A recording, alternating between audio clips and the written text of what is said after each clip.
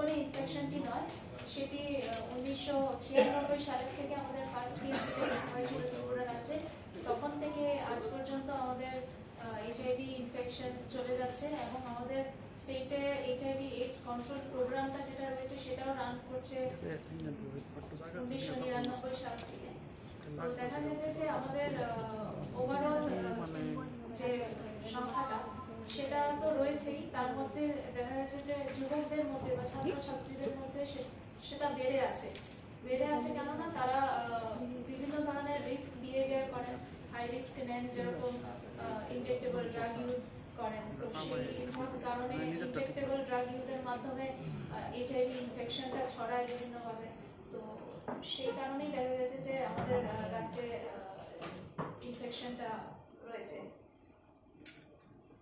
আর এই সম্পর্কে বলতে চাইবো যে এটা হ্যান্ডেল করার জন্য আমাদের রাজ্যের যে এইডস কন্ট্রোল প্রোগ্রামটা চলছে সেটা বিভিন্ন হাই রিস্ক গ্রুপকে টার্গেট করে করছে। আর আমরা পুরো ন্যাশনাল এইডস কন্ট্রোল অর্গানাইজেশনের স্ট্র্যাটেজিকে মেনে আমরা এই প্রোগ্রামটা চালাচ্ছি। আর বিভিন্ন স্ট্র্যাটেজি বিভিন্ন হাই রিস্ক গ্রুপকে টার্গেট করছে, তাদেরকে স্ক্রিনিং করছে, তাদের জন্য ট্রিটমেন্ট দিচ্ছে। আর ট্রিটমেন্টটা সম্পূর্ণভাবে ফ্রি অফ কস্ট দেওয়া হচ্ছে আমাদের ন্যাশনাল এইডস কন্ট্রোল প্রোগ্রামের তরফ থেকে।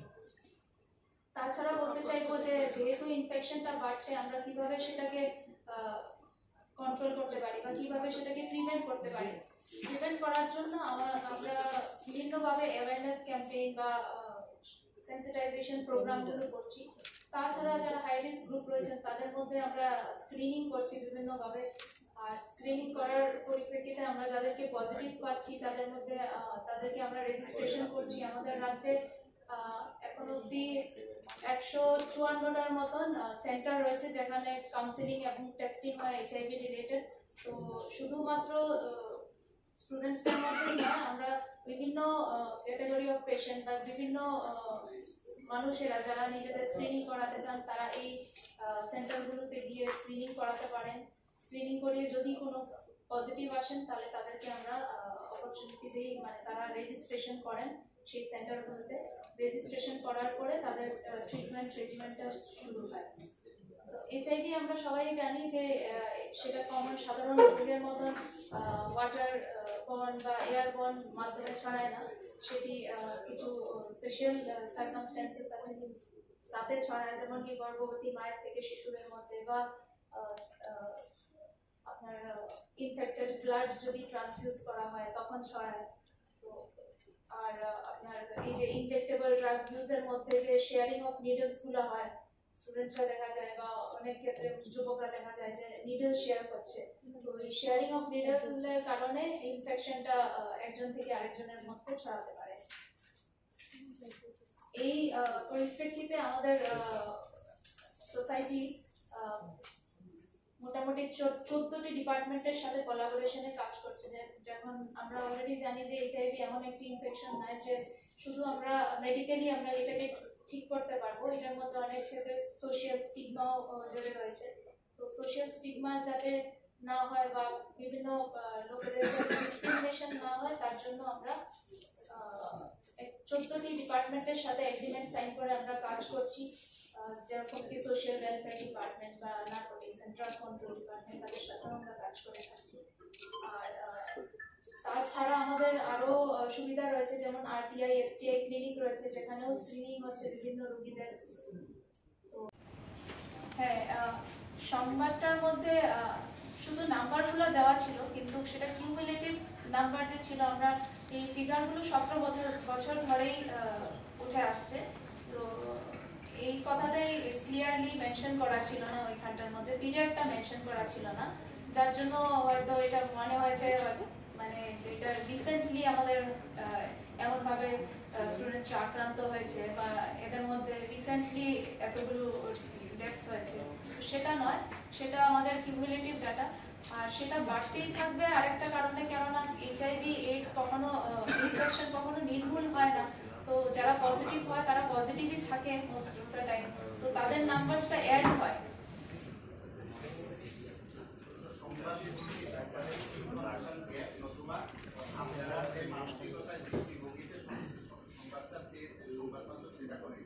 হ্যাঁ, ঠিক আছে, কিন্তু নাম্বারেরটা একটু ইনকমপ্লিট আছে।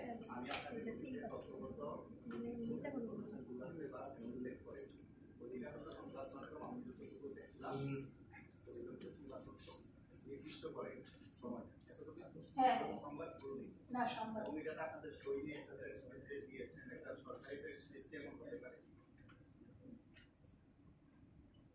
এমন একটা প্রেস রিলিজ কি সরকারি প্রেস রিলিজ হতে পারে?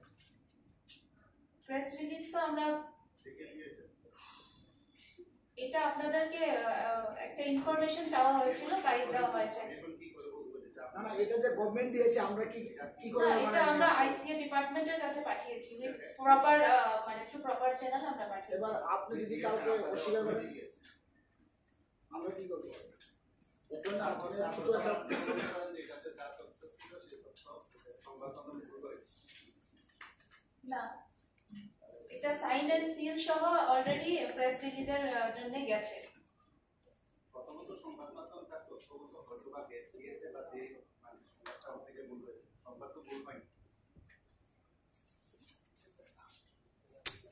যে সংবাদটা সম্প্রচার হয়েছে এটা তো ভুল নেই, আপনি কি মনে করেন ভুল আছে কোনো? সংবাদের না, সংবাদটা কমিউনিকেশনটা ঠিক মতন হয়নি, কেননা ইনকমপ্লিট কমিউনিকেশনই তো জিনিসটা কনফিউশন হয়েছে। সবাই মানে মিস ইন্টারপ্রিট করে উঠছে যে সেটা এই ইদানিং কালে হয়তো এই ডেথ গুলো হয়েছে বা এই নাম্বারটা এসেছে। হ্যাঁ, এই নাম্বারটা যে কিউমুলেটিভ এটাতেও আমাদের স্ট্রেস করা দরকার, বা এই পিরিয়ডটা একটু মেনশন করা থাকলে ভালো। সাংবাদিক সম্মেলনের আলোচনা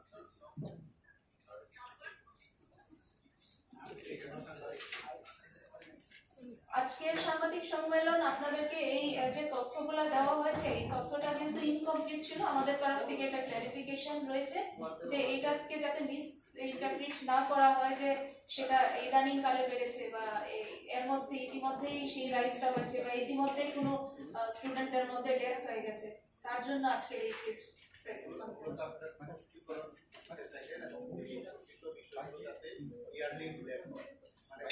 মানে 2018 সালের আগে, 2013 সালের আগে, 2008 সালের আগে এইভাবেও করতে আপনারা চান?